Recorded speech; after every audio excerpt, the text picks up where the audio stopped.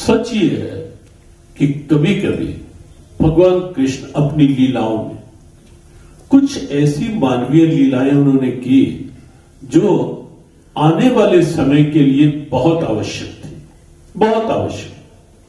वो लीलाएं केवल तब के लिए नहीं थी और केवल उस पात्र के लिए नहीं थी। जैसे आप देखें, ब्रज की गोपिकाएं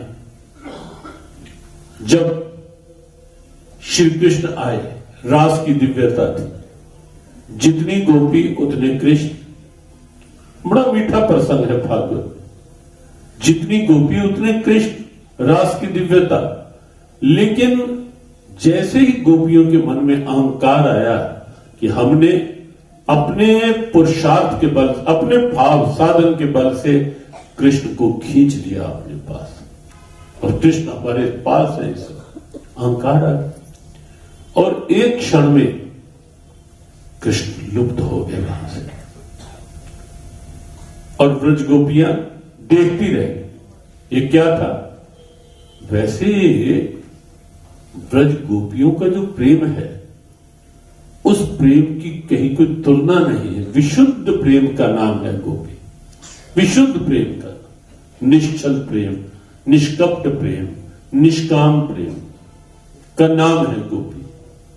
और अंदर की वह वृत्ति भी गोपी है जहां प्रेम के साथ कोई वासना नहीं है, जहां प्रेम के साथ कोई कामना नहीं है, जहां प्रेम के साथ कोई पाने की इच्छा नहीं, सुख पाने की इच्छा नहीं, सुख देने की इच्छा है। जिस प्रेम में, जो प्रेम बिल्कुल एक विराट भाव का प्रेम है, जब अंदर वृत्ति में भी ये भाव जगता है, वो वृत्ति भी गोपी ही बन जाती है। और वहां भी गोपियों का तो नारद जी ने 84 भक्ति सूत्र लिखे। नारद भक्ति सूत्र के नाम से अद्भुत सूत्र हैं, छोटे छोटे सूत्र हैं। और उन सूत्रों में जब बात आई भक्ति की कि भक्ति वास्तव में क्या है, तो नारद जी लिखते हैं, सा तवस्मिन परम प्रेम रूपा। भक्ति क्या है?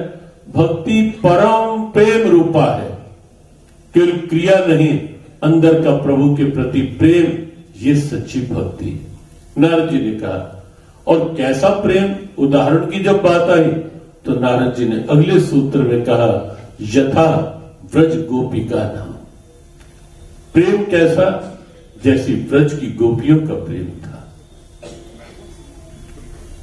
तो वहां कोई प्रश्न नहीं था अहंकार का, लेकिन भगवान ने ये दिखाने के लिए, ये समझाने के लिए कि अगर कहीं किसी उच्च अवस्था में आकर भी अगर मन में अहंकार आ गया, या कितना भी साधन कर लो, कितना भजन कर लो, कितना पाठ कर लो, कितनी सेवा भी कर लो, लेकिन अगर अहंकार आ गया साथ, तो भगवान स्वीकार नहीं करते।